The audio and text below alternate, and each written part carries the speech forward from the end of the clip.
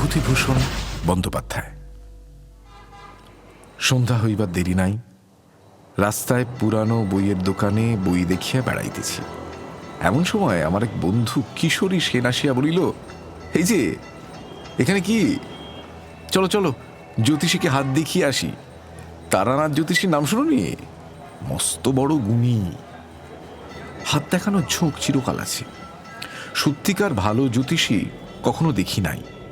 জিজ্ঞাসা করিলাম, বড় জ্যোতিষী মানে কি? যা বলে তা সত্যি হয়?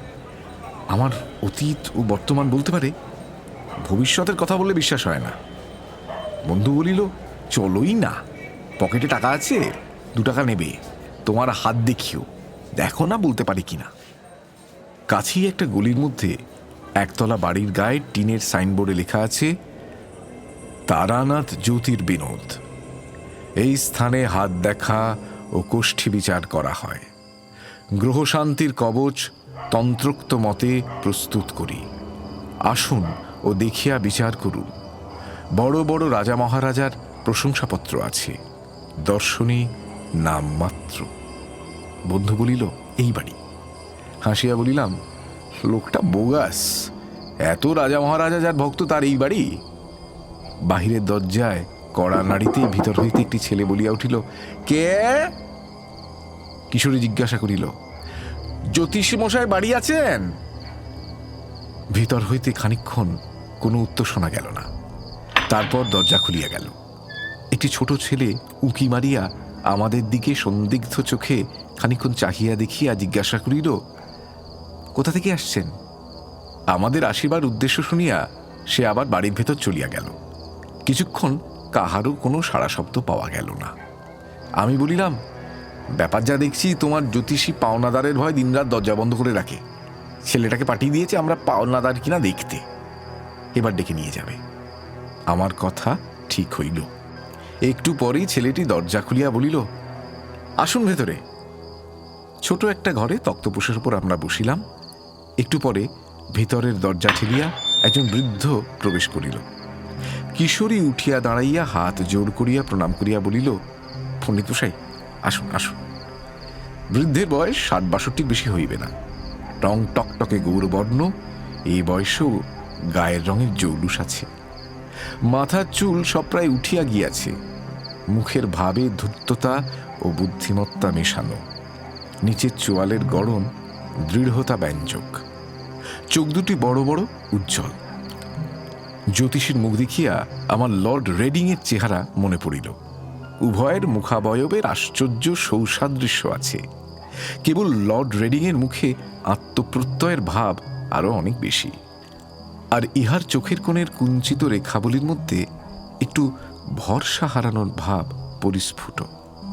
অর্থাৎ যতটা ভরসা লইয়া জীবনে নামিয়াছিলেন, এখন তাহার যেন অনেকটাই হারাইয়া গিয়াছে, এই ধরনের একটা ভাব। প্রথমে আমি হাত দেখাইলাম। বৃদ্ধ নিবিষ্ট মনে খানিকটা দেখিয়া আমার মুখের দিকে চাহিয়া বলিল, আপনার জন্মদিন 15ই শ্রাবণ 1305 সাল, ঠিক? আপনার বিবাহ হয়েছে 1327 সাল ওই 15ই শ্রাবণ, ঠিক? কিন্তু জন্ম মাসে তো বিয়ে হয় না। আপনার হলো কেমন করে, এরকম তো দেখিনি। কথাটা খুব ঠিক। বিশেষ করিয়া আমার দিনটা মনে ছিল এই জন্যে যে আমার জন্মদিন ও বিবাহের দিন এক হওয়াতে বিবাহের সময় ইহা লইয়া বেশ একটু গোলমাল হইয়াছিল। তারানাথ জ্যোতিষী নিশ্চয়ই তাহা জানে না। সে আমাকে কখনো দেখে নাই। আমার বন্ধু কিশোরী সেনও জানে না। তবে তার সঙ্গে আলাপ মোটে 2 বছরের, তাও এক ব্রিজ খেলার আড্ডায়। সেখানে ঘনিষ্ঠ সাংসারিক কথাবার্তার কোনো অবকাশ ছিল না। তারপর বৃদ্ধ বলিল, আপনার 2 ছেলে, 1 মেয়ে। আপনার স্ত্রীর শরীর বর্তমানে বড় খারাপ যাচ্ছে। ছেলেবেলায় আপনি একবার গাছ থেকে পড়ে গিয়েছিলেন কিংবা জলে ডুবে গিয়েছিলেন। মোটের ওপর আপনার মস্ত বড় ফাঁড়া গিয়েছিল 13 বছর বয়সে। কথা সবই ঠিক। লোকটার কিছু ক্ষমতা আছে দেখিতেছি। হঠাৎ তারানাথ বলিল, বর্তমানে আপনার বড় মানসিক কষ্ট যাচ্ছে, কিছু অর্থ নষ্ট হয়েছে, সেটা কার পাবেন না, বরং আরো কিছু ক্ষতি যোগ আছে। আমি আশ্চর্য হইয়া উহার মুখের দিকে চাহিলাম। মাত্র দুদিন আগে কুলুটোলা স্ট্রিটের মোড়ে ট্রাম হইতে নামিবার সময় 5খানা নোটশুদ্ধ মানিব্যাগটা খোয়া গিয়াছে।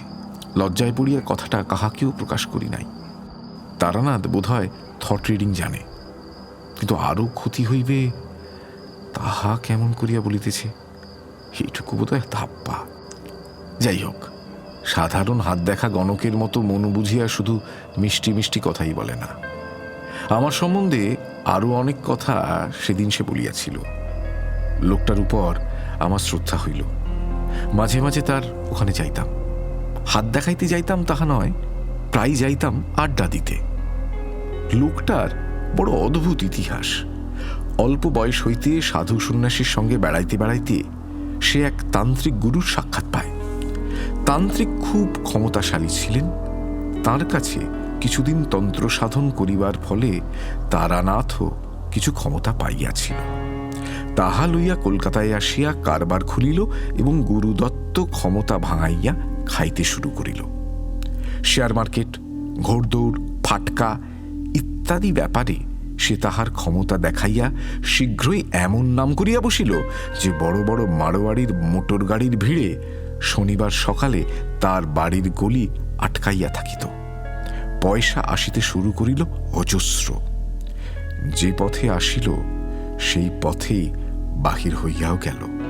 হাতে একটি পয়সাও দাঁড়াইল না। তারানাথের জীবনে 3টি নেশা ছিল প্রবল: ঘোড়দৌড়, নারী ও সুরা। এই 3 দেবতাকে তুষ্ট রাখিতে কত বড় বড় ধনির দুলাল যথা সর্বস্ব আহুতি দিয়া পথের ফকির সাজিয়াছে। তারানাথ তো সামান্য গণৎকার ব্রাহ্মণ মাত্র। প্রথম কয়েক বৎসরে তারানাথ যাহা পয়সা করিয়াছিল, পরবর্তী কয়েক বৎসরের মধ্যে তাহা কর্পূরের ন্যায় উবিয়া গেল। এদিকে ক্ষমতার অপব্যবহার করিতে করিতে ক্ষমতাটুকুও প্রায় গেল। ক্ষমতা যাইবার সঙ্গে সঙ্গে সত্যকার পসার নষ্ট হইল। তবুও ধূর্ততা, ফন্দিবাজি, ব্যবসাদারি প্রভৃতি মহৎ গুণরাজির কোনটিরই অভাব তারানাথের চরিত্রে না থাকাতে সে এখনো খানিকটা পসার বজায় রাখিতে সমর্থ হইয়াছে। কিন্তু বর্তমানে কাবুলি তাড়াইবার উপায় ও কৌশল বাহির করিতেই তারানাথের দিবসের অধিকাংশ সময় ব্যয়িত হয়। তন্ত্র বা জ্যোতিষ আলোচনার সময়ে বা কই। আমার মতো গুণমুগ্ধ ভক্ত তারানাথ পসার নষ্ট হওয়ার পরে যে পায় নাই, এ কথা খুবই ঠিক। আমাকে পাইয়া তাহার নিজের উপরে বিশ্বাস ফিরিয়া আসিয়াছে। সুতরাং আমার উপর তারানাথের কেমন একটা বন্ধুত্ব জন্মিল। সে আমায় প্রায়ই বলে, তোমাকে সব শিখিয়ে দেবো, তোমাকে শিষ্য করে রেখে যাব, লোকে দেখবে তারানাথের ক্ষমতা কিছু আছে কিনা। লোক পাইনি এতকাল যে তাকে কিছু দিই। একদিন বলিল, চন্দ্র দর্শন করতে চাও? চন্দ্র দর্শন তোমায় শিখিয়ে দেবো। 2 হাতের আঙুলে 2 চোখ বুজিয়ে চেপে রেখে 2 বৃদ্ধাঙ্গুষ্ঠ দিয়ে কানে জোর করে চেপে চিত হয়ে শুয়ে থাকো। কিছুদিন অভ্যেস করলেই চন্দ্র দর্শন হবে। চোখের সামনে পূর্ণচন্দ্র দেখতে পাবে। উপরে আকাশে পূর্ণচন্দ্র, আর নিচে একটা গাছের তলায় 2টি পরী। তুমি যা জানতে চাইবে পরীরা তাই বলে দেবে। ভালো করে চন্দ্র দর্শন যে অভ্যেস করেছে তার অজানা কিছুই থাকে না। চন্দ্র দর্শন করি আর না করি তারানাথের কাছে প্রায় যাইতাম। লোকটা এমন সব অদ্ভুত কথা বলে যা পথে ঘাটে বড় একটা শোনা তো যায়ই না। দৈনন্দিন খাটিয়া খাওয়া জীবনের সঙ্গে তাহার কোনো সম্পর্কও নাই। পৃথিবীতে যে আবার সেসব ব্যাপার ঘটে তার তো কোনোদিন জানা ছিল না। একদিন বর্ষার বিকালবেলা তারানাথের ওখানে গিয়াছি। তারানাথ পুরাতন একখানা তুলোট কাগজের পুঁথির পাতা উল্টাইতেছে।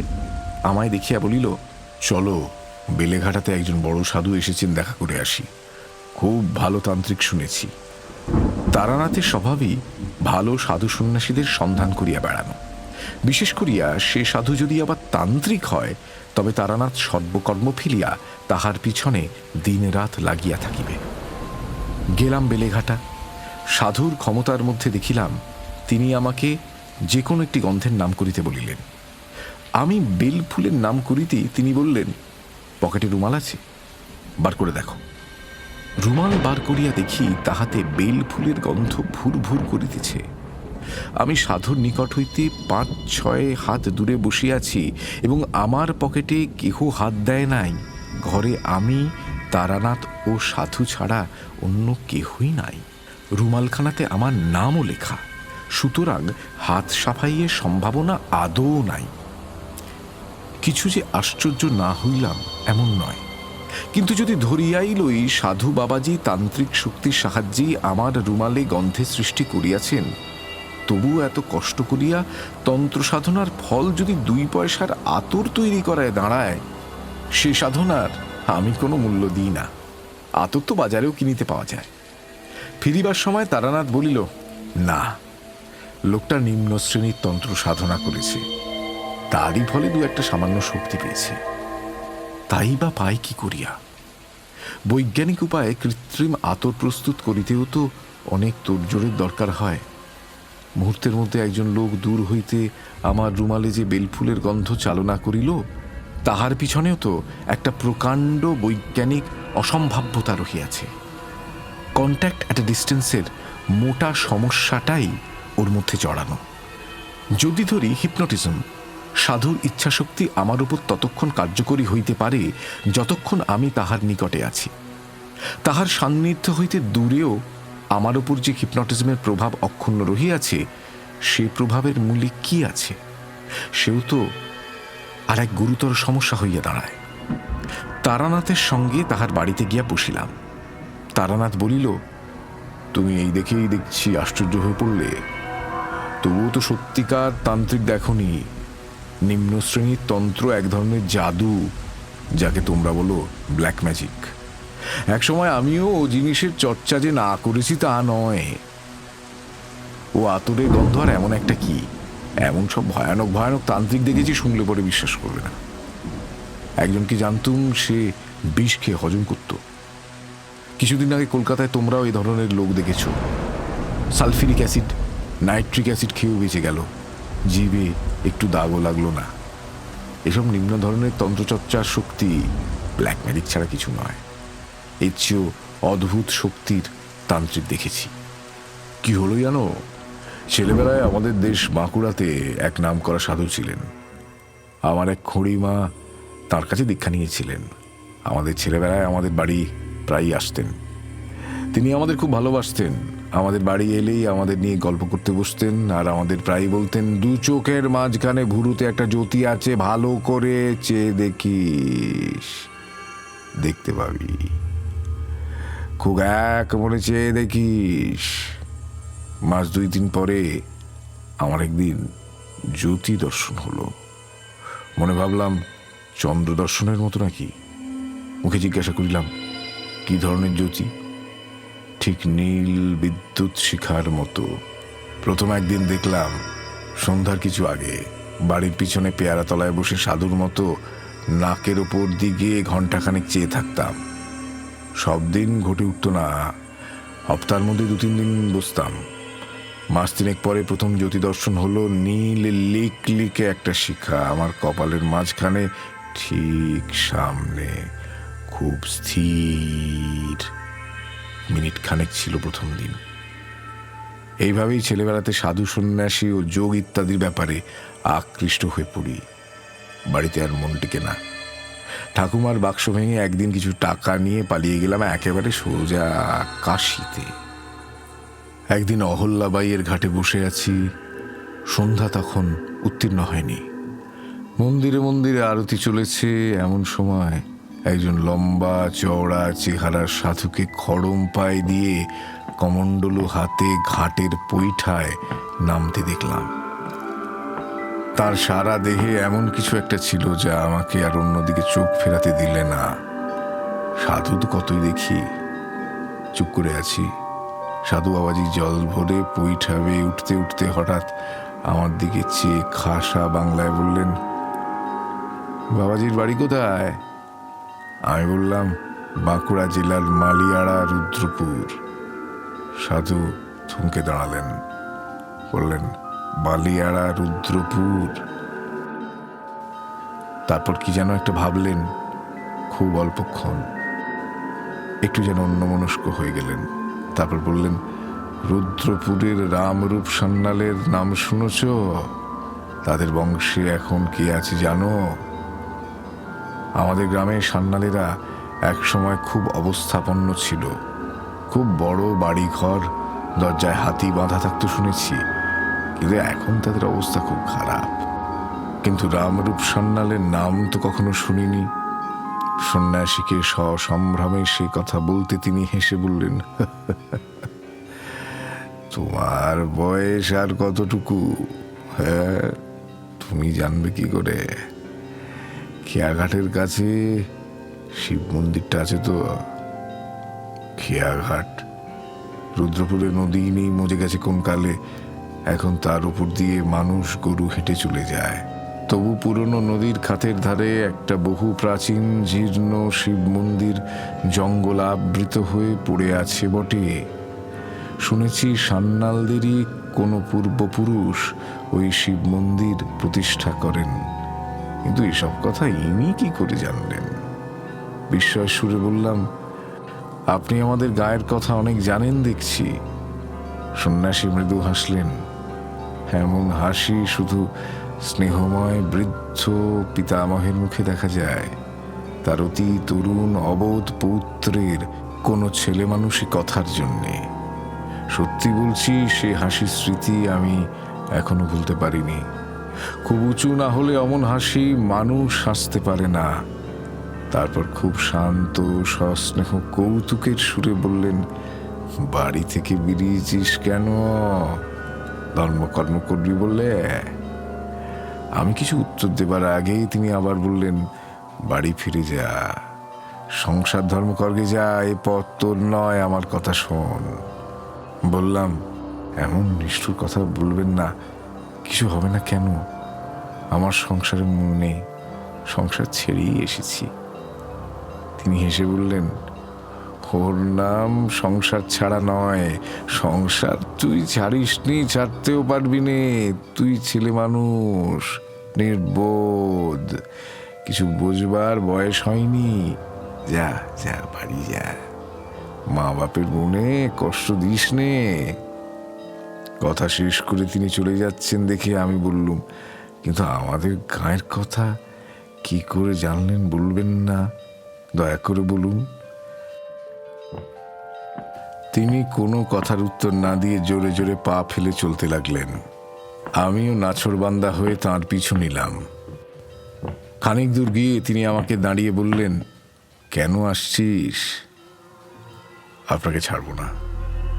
আমি কিছু চাইনি, আপনার সঙ্গ চাই।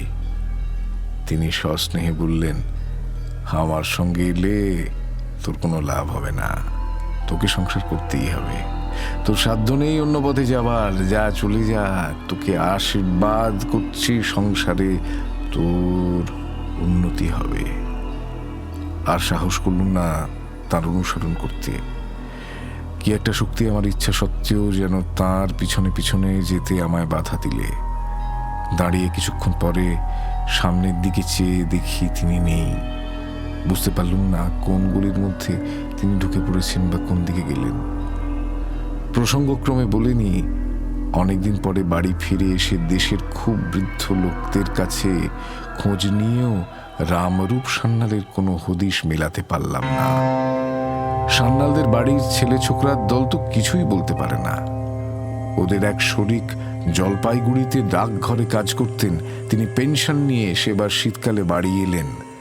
কথায় কথায় তাকে একদিন প্রশ্নটা করাতে তিনি বললেন, দেখো, আমার ছেলেবেলায় বড় জ্যাঠামশাইয়ের কাছে একখানা খাতা দেখেছি। তাতে আমাদের বংশের অনেক কথা লেখা ছিল। বড় জ্যাঠামশাইয়ের ওসব শখ ছিল। অনেক কষ্ট করে নানা জায়গায় হাঁটাহাঁটি করে বংশের কুলজি জোগাড় করতেন। তার মুখে শুনেছি 4-5 পুরুষ আগে আমাদেরই বংশে রামরূপ সান্যাল নদীর ধারে ওই মন্দির প্রতিষ্ঠা করেন। রামরূপ সাধক পুরুষ ছিলেন, বিবাহ করেছিলেন, ছেলে মেয়েও হয়েছিল, কিন্তু সংসারে তিনি বড় একটা লিপ্ত ছিলেন না। রামরূপের বড় ভাই ছিলেন রামনিধি। প্রথম যৌবনেই অবিবাহিত অবস্থায় তিনি সন্ন্যাসী হয়ে গৃহত্যাগ করেন, আর কখনো দেশে ফেরেননি। অন্তত 150 বছর আগের কথা হবে। জিজ্ঞাসা করলুম, ওই ওই শিব মন্দিরটা ওরকম মাঠের মধ্যে বেখাপ্পা জায়গায় কেন?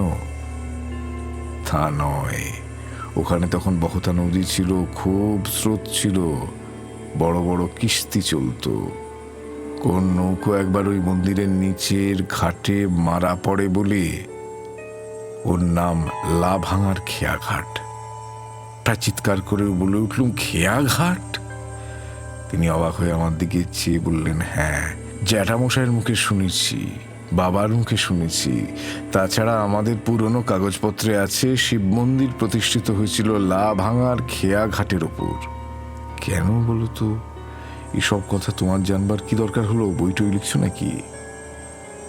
ওদের কাছে কোনো কথা বলিনি, কিন্তু আমার দৃঢ় বিশ্বাস হলো, এবং সে বিশ্বাস আজও আছে, যে কাশীর সেই সন্ন্যাসী রামরূপের দাদা রামনিধি নিজেই কোন অদ্ভুত যৌগিক শক্তির বলে 150 বছর পরেও বেঁচে আছেন। বাড়ি থেকে কিছুদিন পরে আবার সাধু সন্ন্যাসীর সন্ধানে বেরোই। বীরভূমের এক গ্রামে শুনলাম সেখানকার শ্মশানে এক পাগলি থাকে। সে আসলে খুব বড় তান্ত্রিক সন্ন্যাসিনী। পাগলির সঙ্গে দেখা করলাম নদীর ধারে শ্মশানে। ছেঁড়া একটা কাঁথা জড়িয়ে পড়ে আছে, যেমন ময়লা কাপড় চোপড় পরনে, তেমনি মলিন জট পাকানো চুল। আমাকে দেখি সে গেল মহা ছুটে, বললে, বেরো বেরো এখান থেকে, কে বলেছে তোকে এখানে আসতে? ওর আলুথালু বিকট মলিন চেহারা দেখে মনে যে ভাব এসেছিল সেটাকে অতি কষ্টে চেপে বললাম, মা, আমাকে আপনার শিষ্য করে নিন, অনেক দূর থেকে এসছি, দয়া করুন আমার উপর। পাগলি চেঁচিয়ে উঠে বললে, পালা পালা এখান থেকে, বিপদে পড়বি। আঙুল দিয়ে গ্রামের দিকে দেখিয়ে বলে, যা। নির্জন শ্মশান। ভয় হলো ওর মূর্তি দেখে। কি জানি মারবে টারবে নাকি? পাগল মানুষকে বিশ্বাস নেই। সেদিন চলে এলাম, কিন্তু আবার গেলাম তারপর দিন। পাগলি বললে, আবার কেন এলি? বললাম, মা, আমাকে দয়া করো। পাগলি বললে, দূরা দূরা, বের এখান থেকে। তারপর রেগে আমায় মারলে এক লাথি, বললে, ফের যদি আসিস তবে বিপদে পড়বি, খুব সাবধান। রাত্রে শুয়ে শুয়ে ভাবলাম, না, এখান থেকে চলে যাই, আর এখানে নয়। কি এক পাগলের পাল্লায় পড়ে প্রাণটা যাবে দেখছি কোন দিন। শেষ রাত্রে স্বপ্ন দেখলাম পাগলি এসে যেন আমার সামনে দাঁড়িয়েছে। সে চেহারা আর নেই। মৃদু হাসি হাসি মুখে আমায় যেন বললে, লাথিটা খুব লেগেছে না রে?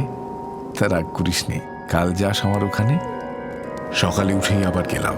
ও মা, স্বপ্ন টপ্ন সব মিথ্যে। পাগলি আমায় দেখে মারমূর্তি হয়ে শ্মশানের একখানা পোড়া কাঠ আমার দিকে ছুঁড়ে মারলে। আমিও তখন মরিয়া হয়েছি। বললাম, তুমি তবে রাত্রে আমায় বলতে গিয়েছিলে কেন স্বপ্নে? তুমি তো আসতে বললে, তাই এলাম। পাগলি খিল খিল করে হেসে উঠল, তোকে বলতে গিয়েছিলাম স্বপ্নে? তোর মুন্ডু চিবিয়ে খেতে গিয়েছিলাম। বেরো, যা বেরো। কেন জানি না, এই পাগলি আমাকে অদ্ভুতভাবে আকৃষ্ট করেছে। আমি বুঝলাম তখনই সেখানে দাঁড়িয়ে। এই যতই আমাকে বাইরে তাড়িয়ে দেবার ভান করুক, আমার মনে হলো ভেতরে ভেতরে এ আমায় এক অজ্ঞাত শক্তির বলে টানছে। হঠাৎ সে বললে, বস বস এখানে। আঙুল তুলে দেখিয়ে দিলে। তার আঙুল তুলে দেখিয়ে দেবার ভঙ্গিটা যেন খুব রাজা জমিদারের ঘরের কর্ত্রীর মতো। তার সে হুকুম পালন না করে যে উপায় নেই, কাজেই বসতে হলো। সে বললে, কেন এখানে এসে বিরক্ত করিস বলতো? তোর দ্বারা কি হবে? কিচ্ছু হবে না। তোর সংসারে এখনো পুরো ভোগ রয়েছে। আমি চুপ করেই থাকি। খানিকটা বাদে পাগলি বললে, হ্যাঁ, কিছু কিছু খাবি? আমার এখানে যখন এসেছিস, তারপর আবার বামুন, তখন কিছু খাওয়ানো দরকার। বল, কি খাবি? পাগলির শক্তি কত দূর দেখবার জন্য বড় কৌতূহল হলো। এর আগে লোকের মুখে শুনে এসেছি, যা চাওয়া যায় সাধু সন্ন্যাসীরা এনে দিতে পারে। কলকাতায় গন্ধবাবাজির কাছে খানিকটা যদিও দেখেছি, সে আমার ততটা আশ্চর্য বলে মনে হয়নি। বললাম, খাবো অমৃতি, জিলিপি, ক্ষীরের বরফি আর মর্তমান কলা। পাগলি এক আশ্চর্য ব্যাপার করলে। শ্মশানের কতকগুলো পোড়া কয়লা পাশেই পড়েছিল, হাতে তুলে নিয়ে বললে, এই নে খা, ক্ষীরের বরফি। আমি তো অবাক। ইতস্তত করছি দেখে সে পাগলের মতো খিলখিল করে কি একরকম অসম্বদ্ধ হাসি হেসে বললে, খা খা, ক্ষীরের বরফি খা।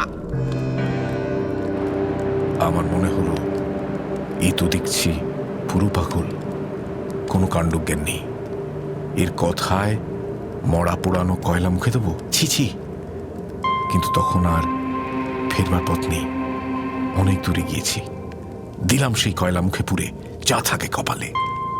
পরক্ষণে থু থু করে সে বিশ্রী বিস্বাদ চিতার কয়লার টুকরো মুখ থেকে বার করে ফেলে দিল।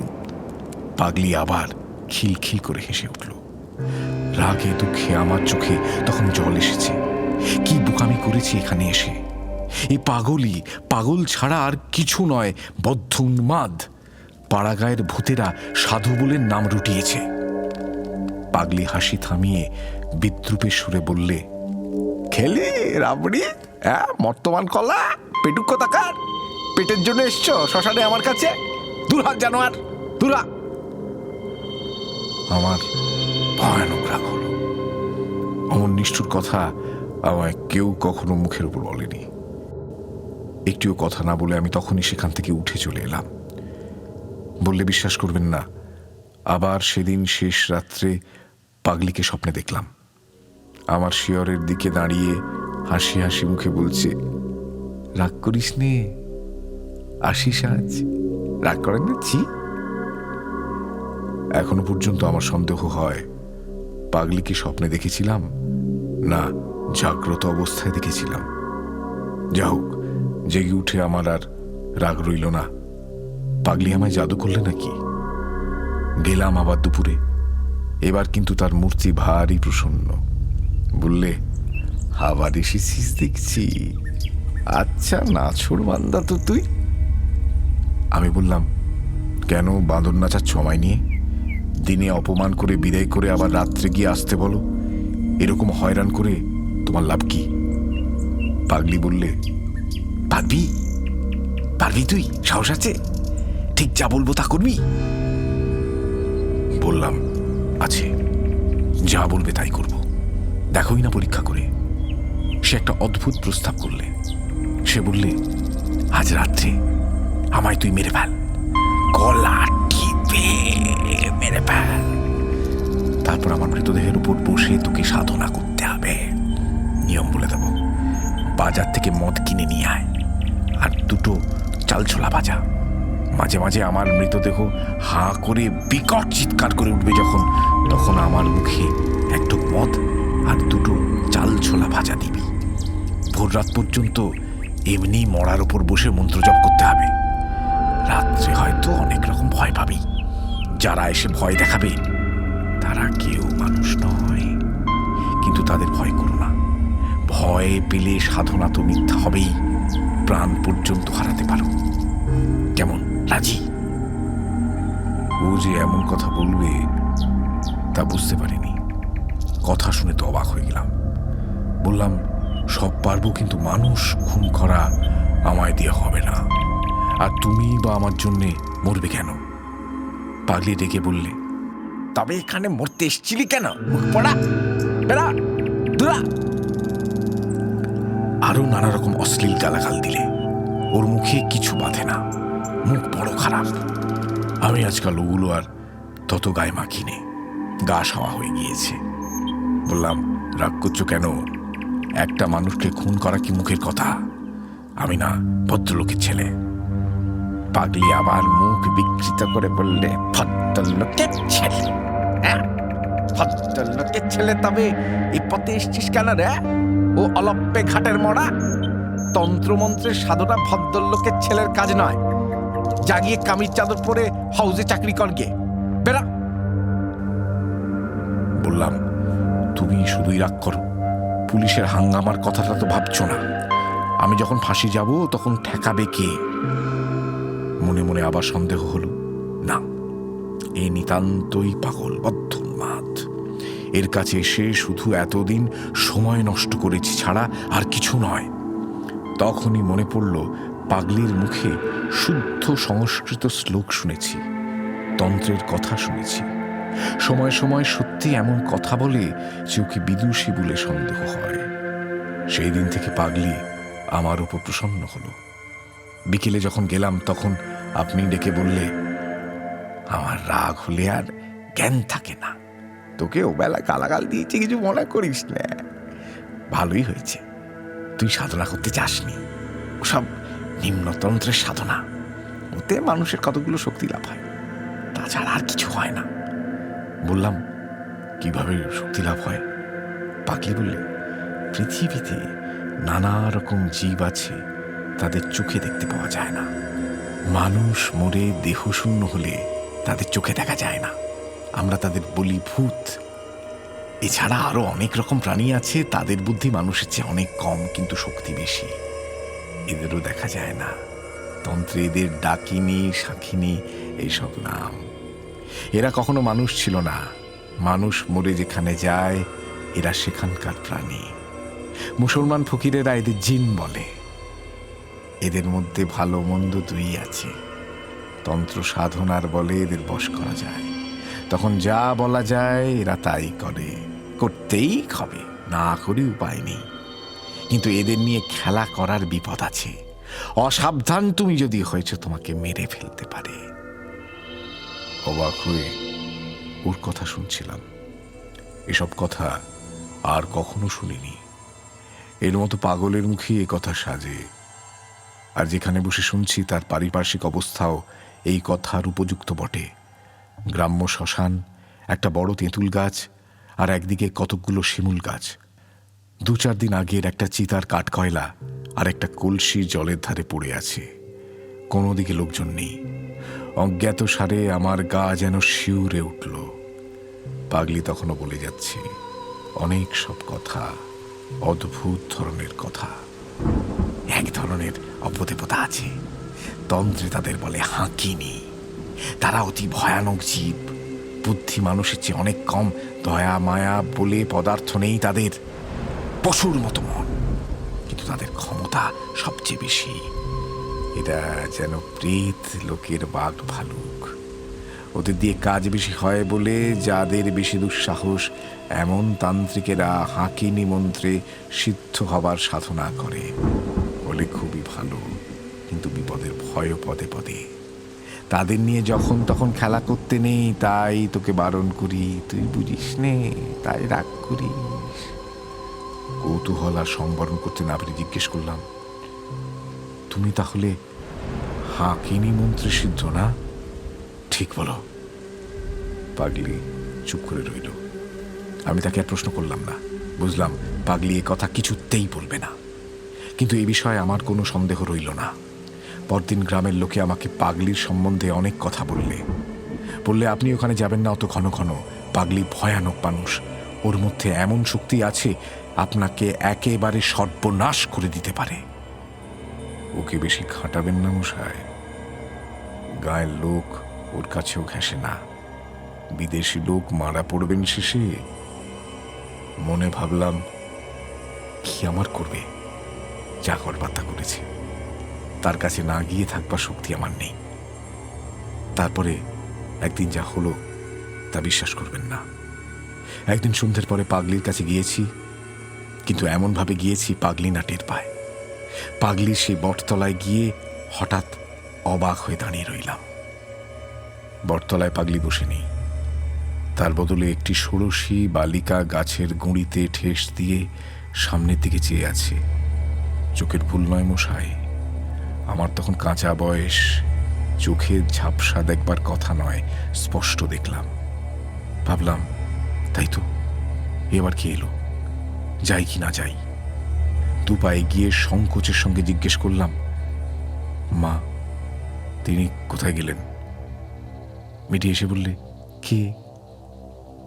সেই তিনি এখানে থাকতেন।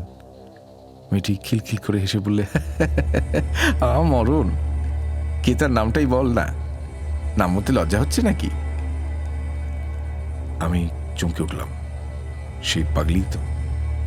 সেই হাসি, সেই কথা বলবার ভঙ্গি, এই ষোড়শী বালিকার মধ্যে সেই পাগলি রয়েছে লুকিয়ে, সে এক অদ্ভুত আকৃতি। ভেতরে সেই পরিচিতা পাগলি, বাহিরে এক অপরিচিতা রূপসী ষোড়শী বালিকা। মেয়েটি হেসে ঢলে পড়ে আর কি, বললে, এসো না, বসো না এসে পাশে, লজ্জা কি? আহা, আরও তো লজ্জায় দরকার নেই, এসো। হঠাৎ আমার বড় ভয় হলো। মেয়েটি রকম সকম আমার ভালো বলে মনে হলো না। তাছাড়া আমার দৃঢ় বিশ্বাস হলো এ পাগলি আমায় কোনো বিপদে ফেলবার চেষ্টায় আছে। ফিরে চলে যাচ্ছি এমন সময় পরিচিত কণ্ঠে ডাক শুনে থমকে দাঁড়ালাম। দেখি বটতলায় পাগলি বসে আছে, আর কেউ কোথাও নেই। আমার তখনও ভয় যায়নি। ভাবলাম আর কিছুতেই এখানে থাকবো না, আজ ফিরে যাই। পাগলি বললে, এসো, বসো। বললাম, তুমি ওরকম ছোট মেয়ে সেজেছিলে কেন? তোমার মতলবখানা কি? পাগলি বললে, মরণ, খাটের মরা, আবল তাবল বকছে। বললাম, না না, সত্যি কথা বলছি, আমায় কোনো ভয় দেখিও না, যখন তোমায় মা বলে ডেকেছি। পাগলি বললে, শোন তবে, তুই সেরকম নোস, তন্ত্রের সাধনা তোকে দিয়ে হবে না, অত সাধু সেজে থাকবার কাজ নয়। থাক, তোকে দু একটা কিছু দেব, তাতেই তুই করে খেতে পারবি। একটা মরা চাই, আসবে শিগগির অনেক মরা, এই ঘাটেই আসবে, ততদিন অপেক্ষা কর। কিন্তু যা বলে দেব তাই করবি, রাজি আছিস? সব সাধনা, ভিন্ন কিছু হবে না। তখন আমি মরিয়া হয়ে উঠেছি। আমি ভীতু লোক ছিলাম না কোনো কালে, তবুও কখনো মরার উপরে বসে সাধনা করব এ কল্পনাও করিনি। কিন্তু রাজি হলাম পাগলির প্রস্তাবে। বললাম, বেশ, তুমি যা বলবে তাই করব, কিন্তু পুলিশের হাঙ্গামার মধ্যে যেন না পড়ি। আর সপ্তাহতেই রাজি। একদিন সন্ধ্যের কিছু আগে গিয়েছি। সেদিন দেখলাম পাগলির ভাবটা যেন কেমন কেমন। ও আমাকে বললে, একটা মরা পাওয়া গিয়েছে, চুপি চুপি এসো। জলের ধারে বড় একটা পাকুড় গাছের শিকড় জলের মধ্যে অনেকখানি নেমে গিয়েছে। সেই জড়ানো পাকানো জলমগ্ন শিকড়ের মধ্যে একটা 16-17 বছরের মেয়ের মরা বেঁধে আছে। কোনো ঘাট থেকে ভেসে এসেছে বোধ হয়। ও বললে, তোল মরাটা, শিকড় বেয়ে নেমে যা, জলের মধ্যে মরা হালকা হবে, ওকে তুলে শিকড়ে রেখে দে, ভেসে না যায়। তখন কি করছি জ্ঞান ছিল না। মরার পরনে তখনও কাপড়, সেই কাপড় জড়িয়ে গিয়েছে শিকড়ের মধ্যে। আমাকে বিশেষ বেগ পেতে হলো না, অল্প চেষ্টাতেই সেটা টেনে তুলে ফেললাম। পাগলি বললে, মরার উপরে বসে তোকে সাধনা করতে হবে, ভয় পাবি নে তো? ভয় পেয়েছ কি মরেছ? আমি হঠাৎ আশ্চর্য হয়ে চিৎকার করে উঠলাম। মরার মুখ তখন আমার নজরে পড়েছে। সেই দিনকার সেই ষোড়শী বালিকা, অবিকল সেই মুখ, সেই চোখ, কোনো তফাৎ নেই। পাগলি বললে, চেঁচিয়ে মরছিস কেন? ও আপদ। আমার মাথার মধ্যে কেমন গোলমাল হয়ে গিয়েছে তখন। পাগলিকে দেখে তখন আমার অত্যন্ত ভয় হলো। মনে ভাবলাম, এই অতি ভয়ানক লোক দেখছি, গাঁয়ের লোকে ঠিকই বলে। কিন্তু ফিরবার পথ তখন আমার বন্ধ। পাগলি আমায় যা যা করতে বলল, সন্ধ্যে থেকে আমাকে তা করতে হলো।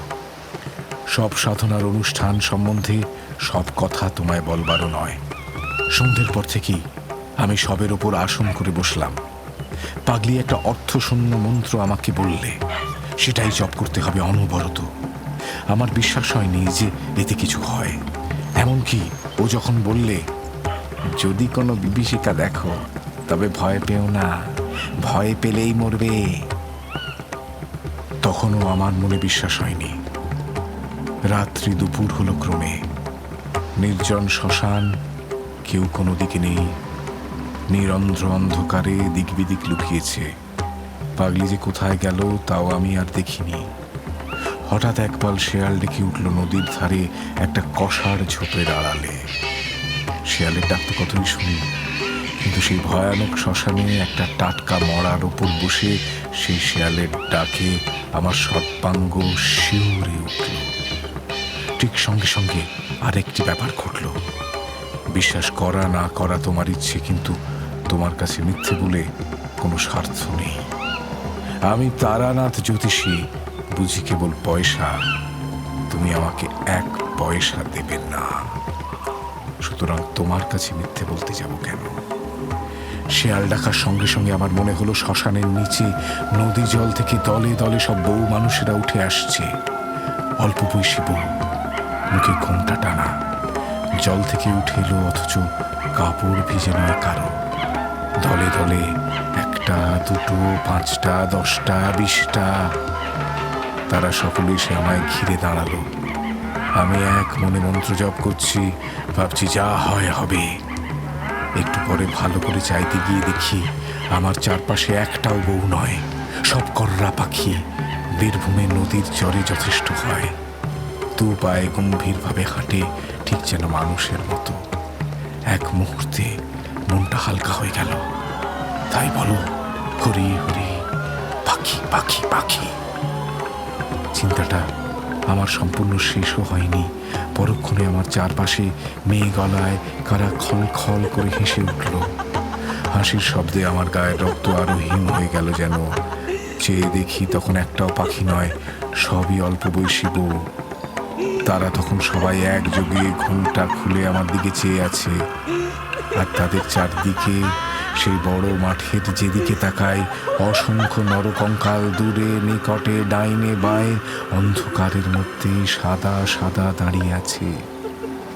কত কালের পুরনো জীর্ণ হাড়ের কঙ্কাল। তাদের অনেকগুলোর হাতের সব আঙুল নেই, অনেকগুলোর হাড় রোদে জলে চটা উঠে ক্ষয়ে গিয়েছে।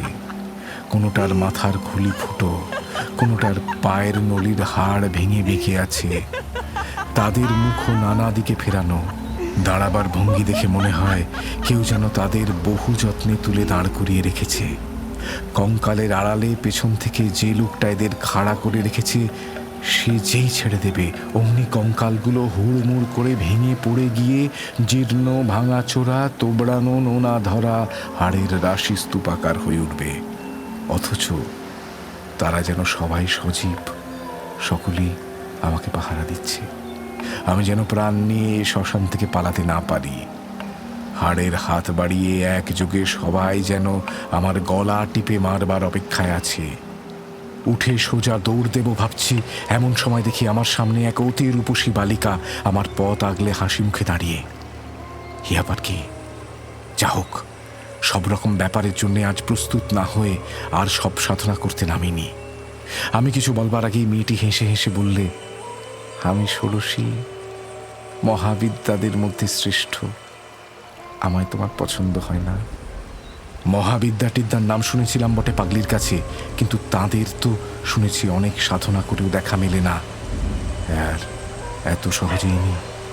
বললাম, আমার মহা সৌভাগ্য যে আপনি এসেছেন, আমার জীবন ধন্য হল। মেয়েটি বললে, তবে তুমি মহা ডামরি সাধনা করছো কেন? আগে আমি তো জানি নে কোন সাধনা কিরকম। পাগলি আমায় যেমন বলে দিয়েছে তেমনই করছি। বেশ, মহাডামরি সাধনা তুমি ছাড়ো, ও মন্ত্র জপ করো না। যখন দেখা দিয়েছি তখন তোমার আর কিছুতে দরকার নেই। তুমি মহাডামরি ভৈরবীকে দেখনি, অতি বিকট তার চেহারা, তুমি ভয় পাবে। ছেড়ে দাও ও মন্ত্র। সাহসে ভর করে বললাম, সাধনা করে আপনাদের আনতে হয় শুনেছি, আপনি এত সহজে আমাকে দেখা দিলেন কেন? তোমার সন্দেহ হচ্ছে? আমার মনে হলো এই মুখ আমি আগে কোথাও দেখেছি, কিন্তু তখন আমার মাথার গোলমাল হয়ে গিয়েছে, কিছুই ঠিক করতে পারলাম না। বললাম, সন্দেহ নয়, কিন্তু বড় আশ্চর্য হয়ে গিয়েছি। আমি কিছুই জানিনি কে আপনারা। যদি অপরাধ করি মাফ করুন, কিন্তু কথাটার জবাব যদি পাই। বালিকা বললে, মহাডামরিকে চেনো না, আমাকেও চেনো না? তাহলে আর চিনে কাজ নেই। এসেছি কেন জিজ্ঞেস করছো? দিব্যৌঘ পথের নাম শোনোনি তন্ত্রে? পাষণ্ড দলনের জন্যে ওই পথে আমরা পৃথিবীতে নেমে আসি। তোমার যন্ত্রে দিব্যৌঘ পথে সাড়া জেগেছে, তাই ছুটে দেখতে এলাম। কথাটা ভালো বুঝতে পারলাম না, ভয় ভয় বললাম, তবে আমি কি খুবই পাষণ্ড? বালিকা খিলখিল করে হেসে উঠল, বললে, তোমার বেলা এসেছি সম্প্রদায় রক্ষার জন্যে। অত ভয় কিসের? আমি না তোকে লাথি মেরেছি, শ্মশানের পোড়া কাঠ ছুঁড়ে মেরেছি? তোকে পরীক্ষা না করে কি সাধনার নিয়ম বলে দিয়েছি তোকে? আমি ভয়ানক আশ্চর্য হয়ে গিয়েছি। বলে কি? মেয়েটি আবার বললে, কিন্তু মহাডামরীর রূপ বড় ভীষণ রূপ। তোর যেমন ভয় সে তুই পারবি নে, ও ছেড়ে দে। আপনি যখন বললেন তাই দিলাম। ঠিক কথা দিলি? দিলাম। এ সময় যে সব দেহের উপর বসে আছি তার দিকে আমার নজর পড়ল। পড়তেই ভয়ে ও বিস্ময়ে আমার সর্বশরীর কেমন হয়ে গেল। সব দেহের সঙ্গে সম্মুখের ষোড়শীর উপসীর চেহারার কোনো তফাৎ নেই। একই মুখ, একই রং, একই বয়স। বালিকা ব্যঙ্গের হাসি হেসে বললে, যে দেখছিস কি? আমি কথার কোনো উত্তর দিলাম না। কিছুক্ষণ থেকে একটা সন্দেহ আমার মনে ঘনিয়ে এসেছিল, সেটা মুখে প্রকাশ করে বললাম, কে আপনি? আপনি কি সেই শ্মশানের পাগলিও নাকি? একটা বিকট বিদ্রুপের হাসিতে রাত্রির অন্ধকার চিরে ফেড়ে চৌচির হয়ে গেল। সঙ্গে সঙ্গে মাঠময় নরকঙ্কাল হাড়ের হাতে তালি দিতে দিতে এঁকে বেঁকে উদ্দাম নৃত্য শুরু করলে, আর অমনি সেগুলো নাচের বেগে ভেঙে ভেঙে পড়তে লাগলো। কোন কঙ্কালের হাত খসে গেল, কোনোটার মেরুদণ্ড, কোনোটার কপালের হাড়, কোনোটার বুকের পাঁজরগুলো। তবুও তাদের নৃত্য সমানেই চলছে। এদিকে হাড়ের রাশি উঁচু হয়ে উঠল, আর হাড়ে হাড়ে লেগে কি বিভৎস ঠক ঠক শব্দ। হঠাৎ আকাশের এক প্রান্ত যেন জড়িয়ে গুটিয়ে গেল কাগজের মতো, আর সেই চিত্রপথে যেন এক বিকট মূর্তি নারী উন্মাদিনীর মতো আলু থালো বেশে নেমে আসছে দেখলাম। সঙ্গে সঙ্গে চারপাশের বনে শেয়ালের দল আবার ডেকে উঠল। বিশ্রী মরা পচার দুর্গন্ধে চারদিক পূর্ণ হলো। পেছনের আকাশটা আগুনের মতো রাঙা মেঘে ছেয়ে গেল। তার নিচে চিল শকুনি উঠছে সেই গভীর রাত্রে। শেয়ালের চিৎকার ও নরকঙ্কালের ঠোকাঠুকি শব্দ ছাড়া সেই ভয়ানক রাতে বাকি সব জগৎ নিস্তব্ধ, সৃষ্টি নিঝুম। আমার গা শিউরে উঠল আতঙ্কে। পিশাচিটা আমার দিকেই যেন ছুটে আসছে। তার আগুনের ভাটার মতো জ্বলন্ত দুচোখ ঘৃণা, নিষ্ঠুরতা ও বিদ্রুপ মেশানো। সে কি ভীষণ ক্রূর দৃষ্টি! সে পুঁতিগন্ধ, সে শেয়ালের ডাক, সে আগুন রাঙা মেঘের সঙ্গে পিশাচির সেই দৃষ্টিটা মিশে গিয়েছে একই উদ্দেশ্যে। সকলেই তারা আমায় নিষ্ঠুরভাবে হত্যা করতে চায়। যে সবটার উপর বসে আছি সে সবটা চিৎকার করে কেঁদে উঠে বলল, আমায় উদ্ধার করো। রোজ রাত্রে এমনই হয়। আমায় খুন করে মেরে ফেলেছে বলে আমার ক্ষতি হয়নি। আমায় উদ্ধার করো। কতকাল আছি এই শ্মশানে, 56 বছর। কাকেই বা বলি, কেউ দেখে না। ভয় দিশেহারা হয়ে আমি আশ্রম ছেড়ে দৌড় দিলাম। তখন পূবে ভরসা হয়ে এসেছে। বোধহয় অজ্ঞান হয়ে পড়েছিলাম। জ্ঞান হলে দেখি আমার সামনে সেই পাগলি বসে মৃদু মৃদু ব্যঙ্গের হাসি হাসছে। সেই বটতলায় আমি আর পাগলি দুজনে। পাগলি বললে, যা, তোর দৌড় বোঝা গিয়েছে। আসন ছেড়ে পালিয়েছিলি না? আমার শরীর তখনও ঝিমঝিম করছে। বললুম, কিন্তু আমি ওদের দেখেছি। তুমি যে ষোড়শী মহাবিদ্যার কথা বলতে তিনি এসেছিলেন। পাগলি মুখ টিপে হেসে বললে, তাই তুই ষোড়শীর রূপ দেখে মন্ত্রজাপ ছেড়ে দিলি? ধুর, ওসব হাকিনীদের মায়া, ওরা সাধনার বাধা।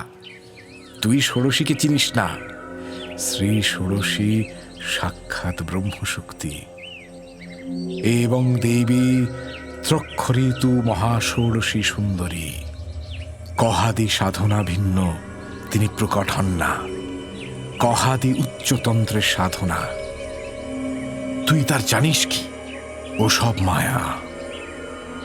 আমি সন্দিগ্ধ সুরে বললাম, তিনি অনেক কথা বলেছিলেন যে আরো এক বিকট মূর্তি পিশাচির মতো চেহারার নারী দেখেছি। আমার মাথা ঠিক ছিল না। তারপরেই মনে পড়ল পাগলির কথাও কি একটা যেন তার সঙ্গে হয়েছিল। কি সেটা? পাগলি বললে, তোর ভাগ্য ভালো, শেষকালে যে বিকট মূর্তি মেয়ে দেখেছিস তিনি মহাডামরী, মহাভৈরবী। তুই তার তেজ সহ্য করতে পারলি না, আসন ছেড়ে ভাগলি কেন? তারপর সে হঠাৎ হিহি করে হেসে উঠে বললে, মুখ পড়া বাঁদর কোথাকার, উনি দেখা পাবেন ভৈরবীদের। আমি যাদের নাম মুখে আনতে সাহস করি নে, হাকিমেদের নিয়ে কারবার করি। ওরে অলপে, তোকে ভেলকি দেখিয়েছি। তুই তো সবসময় আমার সামনে বসে আছিস বটতলায়। কোথায় গিয়েছিলি তুই? সকাল কোথায়? এখন যে সারা রাত সাধনা করে আসন ছেড়ে এলি। এই তো সবে সন্ধে। হ্যাঁ, আমার আমার চমক ভাঙল। পাগলি কি ভয়ানক লোক! সত্যি তো সবে মাত্র সন্ধে হয়। আমার সব মনে পড়ল। এসেছি ঠিক বিকেল 6টায়। আষাঢ় মাসের দীর্ঘ বেলা, মরা ডাঙায় তোলা সব সাধনা, নরকঙ্কাল, ষোড়শী, উড়ন্ত চিল, শকুনির ঝাঁক, সব সব আমার ভ্রম। হতভম্বের মতো বললাম, কেন কেন এরকম ভোলালে? কেন ভোলালে? আর মিথ্যে এত ভয় দেখালে? পাগলি বললে, তোকে বাজিয়ে নিচ্ছিলাম। তোর মধ্যে সে জিনিস নেই, তোর কর্ম নয়, তন্ত্রের সাধনা। তুই আর কোনোদিন এখানে আসবার চেষ্টা করবি নে, এলেও আর দেখা পাবি নে। বললাম, একটা কথার শুধু উত্তর দাও। তুমি তো অসাধারণ শক্তি ধরো, তুমি ভেলকি নিয়ে থাকো কেন? উচ্চ তন্ত্রের সাধনা করো না কেন? পাগলি এবার একটু গম্ভীর হলো। বললে, সে তুই বুঝবি নে। মহা ষোড়শী, মহাডামরী, ত্রিপুরা এরা মহাবিদ্যা, ব্রহ্মশক্তির নারী রূপ। এদের সাধনা এক জন্মে হয় না। আমার পূর্বজন্ম এমনই কেটেছে, এই জন্ম গেল, গুরুর দেখা পেলাম না। যা তুই ভাগ, তোর সঙ্গে এসব বকে কি করব? তোকে কিছু শক্তি দিলাম, তবে রাখতে পারবি না বেশি দিন। যা পালা। চলে এলাম। সে আজ 40 বছরের কথা। আর যাইনি, ভয়েই যাইনি। পাগলির দেখাও পাইনি আর কোনোদিন। তখন চিনতাম না, বয়স কম ছিল। এখন আমার মনে হয় যে পাগলি সাধারণ মানবী নয়, সংসারের কেউ ছিল না। লোকচক্ষুর আড়ালে থাকবার জন্য পাগল সেজে কেন যে চিরজন্ম শ্মশানে মশানে ঘুরে বেড়াতো। তুমি আমি সামান্য মানুষ, তার কি বুঝবে? যাক সব কথা। শক্তি পাগলি দিয়েছিল, কিন্তু রাখতে পারিনি। ঠিকই বলেছিল, আমার মনে অর্থের লালসা ছিল, তাতেই গেল। কেবল চন্দ্রদর্শন এখনো করতে পারি। তুমি চন্দ্রদর্শন করতে চাও? এসো, চিনিয়ে দেব। 2 হাতের বুড়ো আঙুল দিয়ে। আমি দেখিলাম তারানাথের বকুনি থামিবে না যতক্ষণ এখানে আছি। উঠিয়া পড়িলাম। বেলা 12টা বাজে। আপাতত চন্দ্রদর্শন অপেক্ষা গুরুতর কাজ বাকি।